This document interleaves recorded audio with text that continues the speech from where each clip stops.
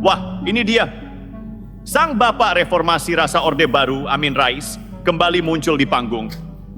Tapi bukan untuk menyatukan bangsa, bukan untuk menyejukkan suasana, apalagi memberi solusi. Bukan. Tugas beliau sekarang cuma satu. Wah, nyinyir. Kalau bukan ke presiden, ya ke wakil presiden. Nyinyir. Kalau bukan ke Jokowi, ya ke Gibran. Kalau bukan ke Prabowo, ya ke Wiranto.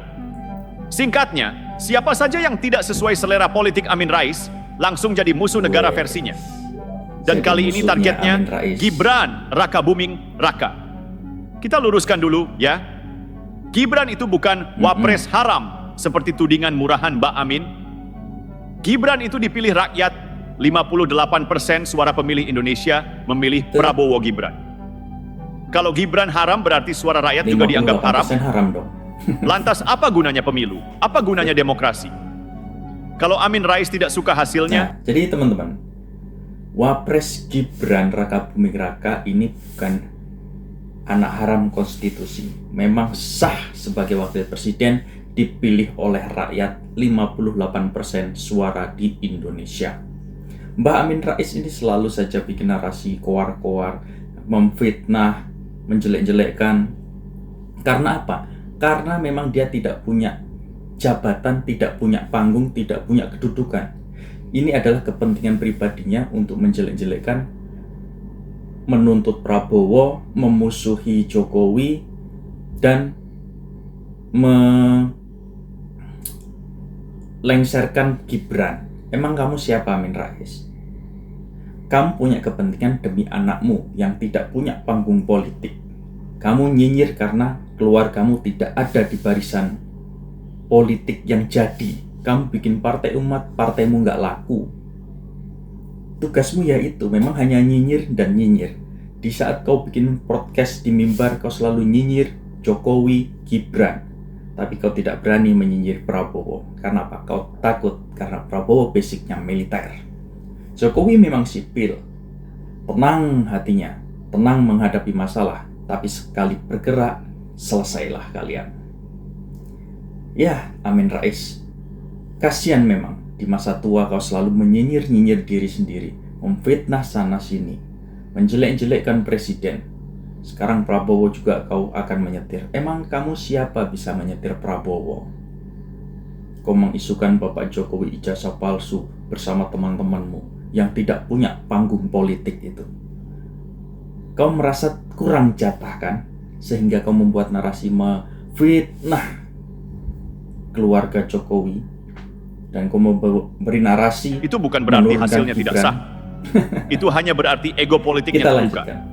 Sakit hati karena anaknya kalah populer? Sakit hati. Bisa jadi, tapi jangan bungkus dendam pribadi dengan dalih moral politik. Mbak Amin ini seolah-olah ingin menjadikan konstitusi sebagai mainan. Mbak Amin. Suruh ganti wapres seenaknya. Suruh balik ke UUD 1945 versi, asli seolah kita ini lagi hidup di era Soekarno. Suruh presiden tunduk pada tuntutan sekelompok purnawirawan. Padahal sistem presidensial kita tidak mengenal demokrasi jalan pintas. Dan yang lebih ironis, beliau pernah di puncak kekuasaan. Pernah jadi ketua MPR. Tapi makin tua, makin ngawur. Makin tua. Bukannya jadi panutan, malah jadi pemecah belah. Pemecah belah bangsa. Saya ulang, Gibran dipilih rakyat. Gibran sah. Gibran bukan wapres titipan. Gibran adalah hasil demokrasi. Yang tidak demokratis adalah orang yang tidak bisa menerima hasil pemilu. Yang tidak demokratis adalah orang yang tiap hari menyebar narasi kebencian. Kalau Amin Rais merasa negarawan sejati, buktikan dengan cara negarawan, bukan dengan memfitnah. Kritik itu perlu, tapi kritik yang membangun. Bukan serangan personal. Bukan narasi konyol yang menyebut Jokowi sebagai presiden bayangan. Coba kita lihat lebih jauh, apa yang sebenarnya sedang dimainkan oleh Amin Rais. Dia ingin tekanan politik terhadap Prabowo, dia ingin membuat Gibran goyah. Dan ujungnya, dia ingin memunculkan putrinya sendiri, Tasniem Rais, sebagai alternatif. Ini bukan soal moral. Ini bukan soal demokrasi. Oke, ternyata ini soal politik dinasti dalam selimut munafik. Itu Amin Rais menuduh Jokowi melakukan politik dinasti, padahal dia sedang jualan dinastinya sendiri. Tasniem disebut lebih hebat dari Gibran? Maaf, bagaimana? Siapa yang menilai? Bapaknya sendiri. Ini bukan Bagaimana, penilaian Amin Rais? objektif. Cara politikmu itu tidak benar. Memang kau pernah berkuasa di zaman Pak Harto, menjadi ketua MPR. Kamu melengsarkan Pak Harto dengan cara-cara licikmu. Kau pernah melengsarkan Gus Dur dengan cara-cara licikmu. Sudah tua kini kau mau melengsarkan Gibran dengan cara licikmu. Tidak bisa. Gibran itu dipilih oleh rakyat, bukan ditunjuk oleh presiden. Bersama Prabowo mencalonkan dan dipilih oleh rakyat 58%. Bagaimana kau akan menurunkan Gibran? Tidak bisa. Susah itu, Amin Rais. Sudahlah, kau sudah tua. Nggak usahlah kau aneh-aneh. Kalau memang anakmu tidak punya jabatan, ya itu karena tingkah lakumu sendiri. Karena kaulah penyebar hoak, penyebar kebencian, dan pemecah belah bangsa. Kau mau bikin partai sebagus apapun tidak akan pernah laku di negara ini.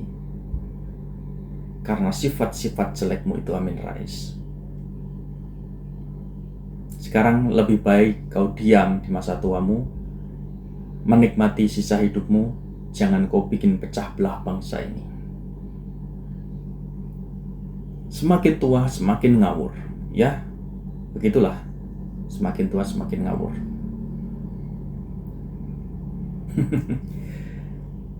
Saya tidak habis pikir, Amin Rais. Kenapa kau tega itu melakukan, memfitnah keluarga Jokowi sampai sekeji itu? Apakah keluargamu sudah bagus, Amin Rais? Tidak. Tentu tidak, karena anak-anakmu tidak mempunyai jabatan. Amin Rais, sadarlah kau, tua bangka. Ini penilaian subjektif yang dibungkus dengan narasi reformasi yang sudah basi. Amin Rais ini bukan reformis. Dia oportunis. Reformasi digunakan hanya sebagai label ketika berkuasa. Tapi setelah tidak lagi di panggung, reformasi dijadikan alat untuk menebar kekacauan. Prabowo itu presiden, bukan boneka, bukan anak bawang. Dia paham konstitusi, paham struktur kekuasaan. Maka saat Wiranto menyampaikan bahwa tuntutan para purnawirawan berada di luar wewenang presiden, itu benar. Negara ini punya aturan. Bukan tempat ego mantan jenderal atau mantan ketua MPR main tekan-tekanan. Kalau semua bisa ditekan, lalu untuk apa ada undang-undang dasar? Untuk apa ada mahkamah konstitusi? Untuk apa ada pemilu? Justru Prabowo dan Gibran sedang menunjukkan bahwa mereka bukan boneka. Mereka memimpin dengan kepala dingin, bukan dengan dendam. Mbah Amin, kalau masih merasa negarawan, berhentilah menebar fitnah. Berhentilah meracuni publik dengan retorika keliru. Karena yang Anda lakukan bukan lagi kritik, tapi sabotase moral terhadap bangsa sendiri. Masyarakat sekarang tidak bodoh. Mereka tahu siapa yang membangun dan siapa yang cuma berisik. Gibran itu tidak sempurna, tapi Gibran sedang bekerja. Sementara Amin Rais hanya sedang menganggur sambil ngoceh. Jadi mari kita tepuk tangan untuk sang reformis tua yang tersesat dalam kebencian. Amin Rais tidak sedang menyelamatkan bangsa. Dia hanya sedang menyelamatkan warisan politiknya sendiri. Dan sayangnya, itu gagal total. Baik, kita lanjut. Kita buka lagi lembaran sejarah politik Amin Rais, si juru moral yang paling rajin membongkar aib orang lain, tapi lupa ngaca. Pertama, mari kita bedah satu kontradiksi besar, soal politik dinasti. Dulu dia paling keras menyindir Jokowi dan Gibran soal dinasti politik. Katanya, demokrasi bisa mati kalau kekuasaan diwariskan. Katanya ini penghinaan terhadap semangat reformasi. Tapi coba lihat sekarang. Dia promosikan anaknya sendiri, Tasniem Rais, ke publik dengan bangga. Di hadapan Presiden Prabowo, dia perkenalkan Tasniem bak calon wapres. Dengan kalimat manis dan pencitraan akademik, seolah sedang jual produk unggulan. Pertanyaannya, bedanya di mana? Kalau Gibran dibilang dinasti, kenapa Tasniem tidak? Kalau Gibran dipilih rakyat lewat pemilu sah, kenapa Tasniem yang belum pernah diuji di pemilu malah didorong langsung ke kursi elit? Inilah puncak kemunafikan politik. Berteriak soal moral, tapi diam-diam menyiapkan jalur belakang demi ambisi keluarga sendiri. Ambisi keluarga. Kita jangan lupa juga Amin Rais dulu termasuk yang ikut mendukung Jokowi secara tidak langsung ketika Prabowo dianggap ancaman. Tapi ketika Jokowi menang dan tak beri tempat untuk si bapak reformasi, narasi pun dibalik. Jokowi disebut pembohong, disebut peliharaan oligarki, disebut penyelundup anak ke kursi wapres. Padahal kekecewaan Amin Rais itu bukan karena Jokowi buruk, tapi karena Jokowi tidak tunduk. Itulah masalahnya. Amin Rais Ngapain ingin semua sama tunduk. Amin Rais? Tunduk pada tafsir politiknya, tunduk pada Politiknya agenda nggak jelas, lamanya, Amin Rais. tunduk pada ambisi personalnya. Ketika Jokowi dan Prabowo justru bersatu, itulah momen paling menyakitkan bagi Amin Rais. Karena skenario lama, politik pecah belah, politik adu domba, politik trauma reformasi, semuanya gagal. Ketika Amin Rais menyerang pidato Wiranto soal Purnawirawan, itu bukan soal substansi, itu soal emosi. Dia tidak sedang peduli apakah 8 tuntutan itu konstitusional atau tidak. Dia tidak peduli apakah presiden punya otoritas atau tidak. Yang dia pedulikan hanya satu, bagaimana caranya menjatuhkan legitimasi Prabowo dan Gibran. Coba perhatikan Menjatuhkan isi Prabowo tuntutan dan Forum Gibran. Purnawirawan yang Amin Rais bela itu. Ada tuntutan konyol seperti mencabut seluruh amandemen Undang-Undang Dasar tahun 4945. Artinya apa? Ingin kembali ke masa presiden bisa berkuasa seumur hidup. Ingin kembali ke zaman otoritarian. Dan ini yang dibela Amin Rais. Ini tokoh reformasi atau reformis gadungan. Dan mari kita ulang sekali lagi dengan tegas. Presiden Prabowo tidak bisa ditekan, Wakil Presiden Gibran tidak bisa digulingkan seenaknya. Konstitusi jelas. Presiden dan Wapres hanya bisa diberhentikan jika terbukti melanggar hukum berat. Prosesnya lewat DPR, Mahkamah Konstitusi, bukan lewat mimbar orasi Purnawirawan. Jadi kalau Amin Rais ingin mengganti Gibran tanpa dasar hukum, itu namanya makar politik. Bukan reformasi, bukan aspirasi, tapi ambisi. Mbah Amin, bila masih merasa sebagai intelektual, seharusnya mengajak berdialog dengan fakta, bukan provokasi. Kalau masih merasa guru besar, tunjukkan kebesaran hati, bukan kebesaran ego. Jangan jadikan YouTube dan forum politik sebagai panggung dendam pribadi. Karena bangsa ini butuh tokoh pemersatu, bukan provokator senior yang kerjanya hanya mengompori. Gibran adalah wapres yang sah. Prabowo adalah presiden yang sah. Rakyat sudah bicara. Dan suara rakyat bukan milik Amin Rais. Kalau masih tidak puas, silakan ikut pemilu lagi. Ajak tasniem. Tapi berhentilah merusak akal sehat publik dengan narasi seolah-olah negara ini dalam darurat konstitusi hanya karena anak sendiri tidak naik panggung. Baik, kita lanjut lebih dalam dan lebih tajam. Kalau tadi kita bicara soal kontradiksi politik Amin Rais hari ini, sekarang kita bongkar sejarahnya. Kita buka lembaran-lembaran lama agar publik sadar, ini bukan tokoh perubahan, ini tokoh kebingungan. Mari kita mulai dari tahun 1998. Amin Rais memang punya peran besar di awal reformasi. Tapi jangan lupa, peran itu tidak lahir karena keberanian tunggal. Itu lahir karena tekanan massa dan momentum. Amin naik ke panggung bukan karena dia paling jernih, tapi karena dia paling cepat naik mikrofon. Setelah Soeharto tumbang, dia pun mendirikan PAN, Partai Amanat Nasional. Nama bagus, idealnya pancarkan nilai. Tapi apa yang terjadi? PAN berubah jadi partai warisan. Jabatan diturunkan ke anak, kader potensial disingkirkan. Demokrasi di mulut, tapi otoriter di struktur. Lihat kisah perpecahan PAN, Hatta Rajasa ditendang halus. Zulkifli Hasan pun sempat dibuat was-was, karena di balik layar, Amin ingin semua tetap dalam genggaman.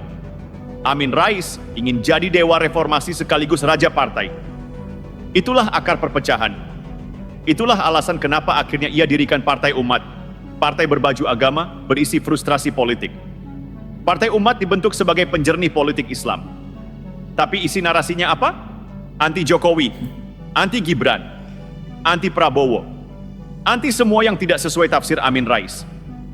Partai Umat bukan alat perjuangan, tapi alat pelampiasan. Dan itulah sebabnya gagal total di pemilu 2024. Tidak tembus ambang parlemen, tidak lolos ke Senayan, tidak dipercaya rakyat. Jadi ketika gagal lewat jalur demokrasi, apa yang dilakukan? Kembali naik mimbar. Kembali main narasi. Kembali main tekanan. Amin Rais memang tidak tahu caranya kalah dengan elegan. Sekarang kita masuk ke Gibran. Kenapa Gibran yang diserang? Kenapa bukan tokoh lain? Kenapa bukan menteri yang lebih kontroversial? Karena Gibran adalah simbol baru kekuatan politik milenial. Karena Gibran adalah bukti bahwa politik Indonesia sudah berpindah generasi. Amin Rais tidak menyerang Gibran karena kebencian. Dia menyerang karena takut. Takut kehilangan pengaruh. Takut dilupakan sejarah. Takut generasi baru tidak butuh tafsir politik lamanya. Dan lebih jauh karena Gibran adalah sosok yang tidak tunduk. Gibran tidak banyak bicara, tapi diamnya bikin panas. Karena semua tahu diamnya Gibran isinya kerja. Gibran tidak naik karena jalur belakang, tapi lewat pemilu. Dipilih lebih dari 58% rakyat. Dan rakyat tidak buta. Mereka lihat siapa yang bekerja. Siapa yang cuma bicara. Amin Rais menyebut Gibran wapres haram. Kalimat ini jelas bukan kritik. Ini kebencian, ini penghinaan. Padahal ia tahu tidak ada satupun aturan hukum yang dilanggar Gibran. Putusan MK yang dipermasalahkan pun bukan produk Gibran. Gibran maju sesuai syarat, daftar sesuai prosedur, menang lewat suara rakyat. Lalu di mana haramnya? Atau mungkin yang haram itu sebenarnya menyeret agama untuk membenci, menggiring opini dengan hoaks, menjadi tua tanpa bisa dewasa dalam demokrasi. Maka satu hal yang harus jelas, Amin Rais tidak sedang memperjuangkan reformasi. Ia sedang memperjuangkan nostalgia. Tapi negeri ini tidak hidup dari nostalgia. Negeri ini hidup dari kerja dan keberanian menghadapi masa depan. Dan hari ini, masa depan itu tidak lagi pakai wajah-wajah lama. Hari ini masa depan bicara lewat Prabowo dan Gibran. Kemenangan mereka adalah pilihan rakyat, bukan hasil selundupan, bukan tipu muslihat, bukan konspirasi. Dan jika Amin Rais tidak setuju, silakan tunggu 2029, ikut pemilu lagi. Tapi jangan racuni negeri ini dengan kebencian yang dipoles seolah nasihat. Cukup sudah warisan trauma dibungkus ceramah. Cukup sudah reformasi dijadikan senjata memecah bangsa. Baik, kita lanjut lagi. Karena narasi ini belum selesai, masih ada satu lagi jurus lama yang terus diulang-ulang oleh Amin Rais dan kelompoknya. Kembalikan UUD 1945 ke naskah asli. Kedengarannya patriotik, kedengarannya suci. Tapi kita harus tanya langsung, benarkah ini soal konstitusi atau hanya strategi untuk menghidupkan kembali pola kekuasaan lama? Kita lihat fakta. Naskah asli Undang-Undang Dasar tahun 1945 yang dimaksud Amin Rais adalah versi sebelum amandemen. Apa bedanya? Presiden bisa berkuasa seumur hidup. Tidak ada pembatasan masa jabatan. Kewenangan presiden sangat dominan, nyaris absolut. Tidak ada mekanisme check and balance sekuat sekarang. Mahkamah Konstitusi, KPK, DPD tidak ada. Artinya kalau dikembalikan ke versi asli, negara mundur puluhan tahun ke belakang. Demokrasi lumpuh, kekuasaan bisa dipusatkan lagi ke satu orang. Ironis justru tokoh seperti Amin Rais yang dulu mengklaim pejuang demokrasi, sekarang menyuarakan arah sebaliknya. Lalu kenapa Amin Rais ngotot dengan naskah asli? Karena kalau UUD kembali ke naskah awal, maka struktur kekuasaan kembali ke era sentralisasi. Dan di struktur itu, elit-elit tetua seperti dia bisa bangkit lagi. Ingat, amandemen UUD 45 dilakukan melalui proses demokratis. Bertahun-tahun pembahasan. Melibatkan banyak ahli, tokoh masyarakat, dan wakil rakyat. Dan hasilnya, presiden maksimal 2 periode. Penguatan DPR. Lahirnya lembaga independen seperti MK dan KPK. Tapi semua itu dianggap penyimpangan oleh Amin Rais. Kenapa? Karena ia tidak lagi menjadi penentu arah, karena reformasi sudah tidak tunduk padanya. Ini ironis. Pahlawan reformasi yang justru ingin mematikan hasil reformasi. Dan kita masuk ke bagian penting lainnya. Desakan agar Gibran diganti. Lagi-lagi, ini bukan soal moralitas. Ini soal politik praktis.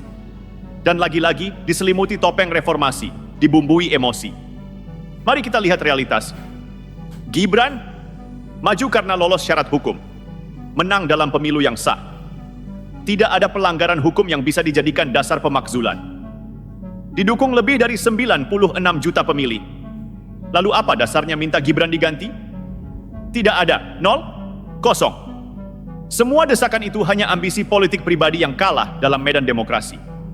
Inilah gaya khas Amin Rais, lempar tuduhan. Pakai istilah umat atau reformasi sebagai tameng. Kalau dikritik sembunyi di balik status sepuh.